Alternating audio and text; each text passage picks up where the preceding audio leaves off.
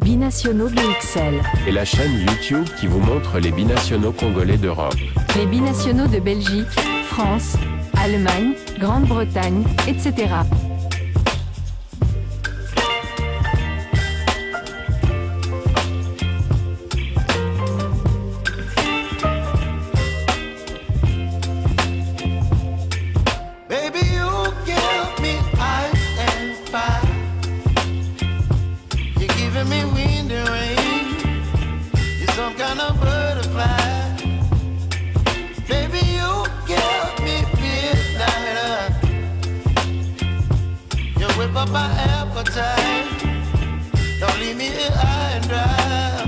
Bonjour à tous, nous sommes toujours en plein mercato.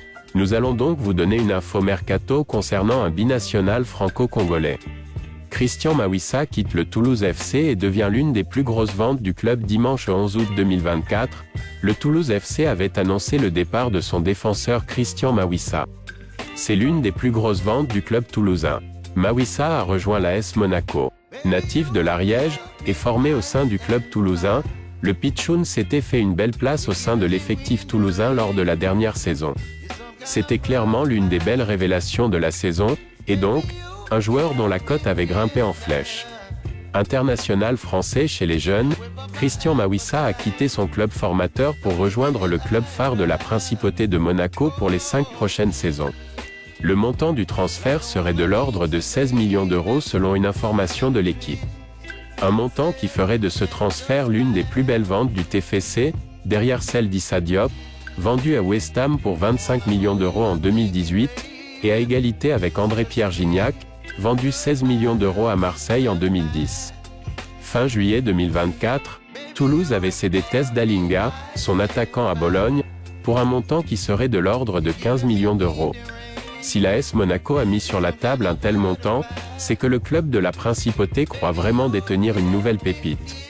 Sur son site, le club ne tarit pas d'éloges sur sa recrue.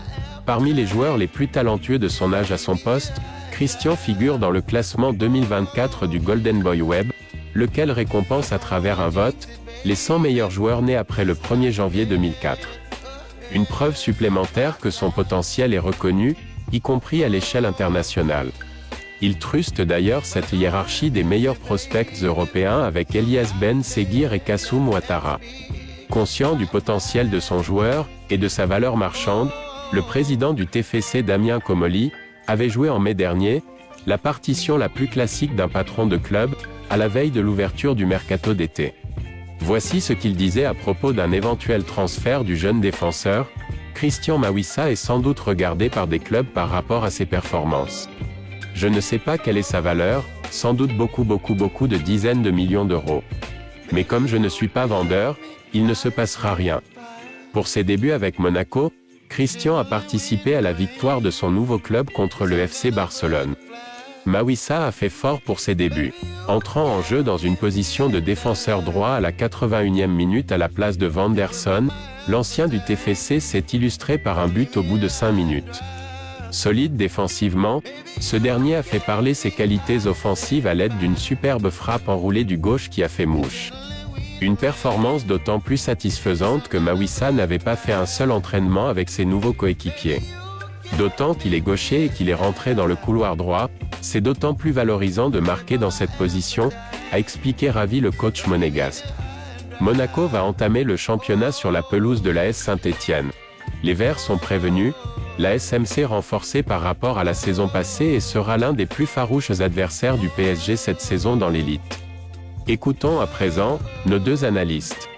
Alors, Mawissa, un solide défenseur franco-congolais, vous avez suivi l'introduction de ces sujets, comment on ne tarit pas d'éloges sur lui, et il a marqué contre le Barça pour sa première avec l'AS Monaco. Vous qui avez suivi cette rencontre à peu près, est-ce que vous pouvez nous raconter un peu le film de cette situation, comment il en est arrivé là à se retrouver sur le terrain pour ainsi marquer comme ça contre Monaco? Est-ce que dans cette équipe du Barça, là, c'était l'équipe B ou bien c'était l'équipe première? le jour de sa signature, donc à peine signé, son contrat signé, il s'est retrouvé, il a pris le bus, le car, l'avion, direction Barcelone pour disputer cette rencontre. Donc il n'a même pas effectué un entraînement avec sa nouvelle équipe de Monaco. Donc c'est un peu comme si Bissona Cartier ou Bama Statosangani, tout ça te prouve un match. Donc c'est la première fois qu'il découvre aussi ses partenaires ce jour-là. Il a bien entendu débuté la rencontre sur le banc. Puis je pense que c'était une action quand même, un corner ou un coup franc, il y a eu un cafouillage et puis il y a eu un centre de la gauche et puis il s'est retrouvé au bon moment, il a tiré et puis il a marqué le 3e but si mes souvenirs sont bons. Donc je pense que pour lui qui vient à peine d'arriver du côté de Monaco, il a ouvert très très grand les yeux, bien que Barcelone, pour des raisons que son stade est en rénovation, n'a pas joué du côté du Camp Nou, son stade fétiche mythique, mais je pense qu'il a même pour ce jeune joueur, cette jeune pépite franco-congolaise, c'est un souvenir qui ne quittera pas sa mémoire d'aussitôt. Donc voilà quoi, donc c'est une très très bonne chose pour lui. On verra plus tard, mais c'est vrai que c'est un très très grand talent du côté de la France et nous savons que du côté soit des défenseurs centraux, je ne pense pas qu'il y ait un pays qui forme autant de défenseurs centraux de qualité que la France. En tout cas, je n'en vois pas. Quand vous savez qu'il y a des joueurs comme Dissassi, il y a des joueurs comme même Koundé qui est un défenseur central, mais qui est déporté vers la droite. Vous avez encore d'autres, j'en passe. Et donc la France a vraiment un très très grand vivier de défenseurs centraux. En tout cas, je lui souhaite le meilleur, mais ça fait quand même plaisir de voir un joueur d'origine congolaise à ce niveau-là. Mais le problème est que maintenant qu'il est, imaginez un peu, maintenant qu'il a quitté Toulouse pour Monaco, et si ça se passe très bien pour lui, il commence en marquant contre le Barça. C'est bien que ce n'est pas le rôle d'un défenseur comme ça, c'est un peu comme Chancel Mbemba. Et d'ailleurs, son coach précise bien qu'il était placé à droite, lui qui est gaucher, visiblement il est gaucher, et il marque ce but-là du pied gauche, donc qui rehausse encore vraiment, qui rend encore superbe encore cette action de but. Et puis contre le Barça, c'est pas n'importe qui. Lamine Yamal était sur le terrain au moment de ces buts-là. Donc vous voyez un peu ces joueurs, plus il va croître comme ça avec l'AS Monaco, donc plus vraiment il va s'intéresser à l'équipe de France, il va dire pourquoi pas lui, et malheureusement c'est ce qui arrive. Nous demandons à nos binationaux, lorsque vous prenez la décision, soyez sûr de vous inscrire sur la durée là où vous allez. C'est pas pour venir jouer pour l'équipe de France pour 1 ou 2 matchs, être considéré comme un bouche-trou. Donc quand la liste va être établie, vous n'êtes jamais le premier à être choisi, et puis lorsqu'il y a un blessé, c'est là qu'on vous appelle. Donc il faut bien réfléchir. La RDC aussi a besoin, la RDC peut être le premier pays africain à aller en finale, mais pour cela il faut qu'on puisse récupérer les meilleurs morceaux, les meilleurs jeunes, les meilleurs binationaux, afin de pouvoir rêver de la sorte. Donc voilà.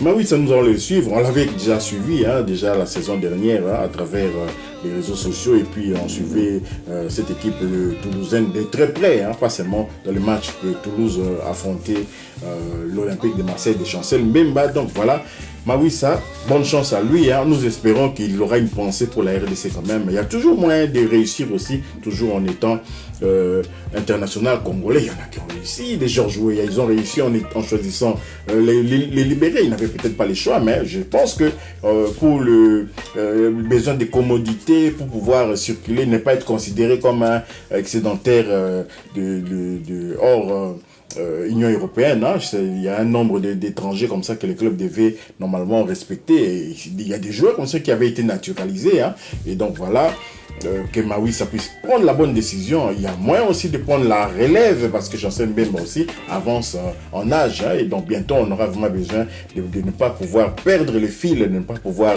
avoir une cassure entre dans l'élan, dans cet élan que les Léopards est en train d'accomplir actuellement. Donc voilà, nous sommes arrivés à la fin de ce sujet. Tout a été dit à peu près. C'était juste une première pour lui, d'avant-saison. Maintenant, il va s'entraîner avec les autres. On va voir comment ça va évoluer. Le premier match, c'est à Geoffroy Guichard contre la Saint-Etienne de Dylan Batoumissika. Et là aussi, on va pouvoir comparer, on va pouvoir voir un peu nos deux binationaux à l'œuvre.